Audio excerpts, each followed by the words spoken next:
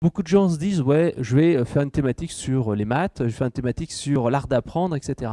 Ça, c'est une des erreurs majeures. Parce qu'il ne faut pas écrire sur une thématique, mais écrire pour une cible, écrire pour des personnes. On l'a vu tout à l'heure, avec toi, tes clients, ce n'est pas les gens qui ont envie d'apprendre, c'est peut-être les parents qui, en fait, veulent que leur enfant apprenne les tables de multiplication, qu'il soit bon à apprendre les maths ou les choses comme ça. Ça, c'était plutôt toi, d'ailleurs. Il faut savoir un petit peu quelle est sa cible. Et à chaque fois, une cible doit avoir un problème urgent, important, et elle doit être prête à payer. Si ce ne sont pas des gens qui ont un problème urgent, important et qui ne sont pas prêts à payer, ben, ce n'est pas des clients, ils ne vont jamais commander tes produits. Et donc en fait, ça ne sert pas à grand chose. Donc toujours penser à une personne. Alors il y a la méthode des personas que je ne détaillerai pas ici, mais il faut en fait essayer de personnifier son client, dire ok, qui est mon client type, et quand je vais écrire pour lui.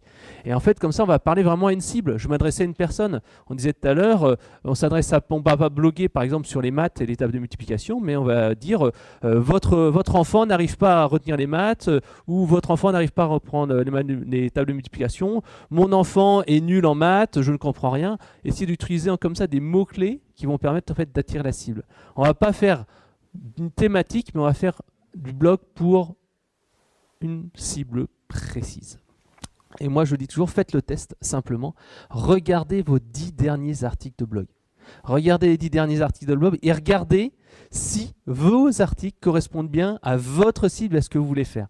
Et même moi, ça m'arrive de vous dire, ah, mes 10 derniers articles, mais c'est pas du tout sur ma thématique, c'est pas pour les TPE, les freelances, etc. C'est un autre truc, je suis parti dans le délire. Parce qu'en fait, on écrit souvent pour se faire plaisir.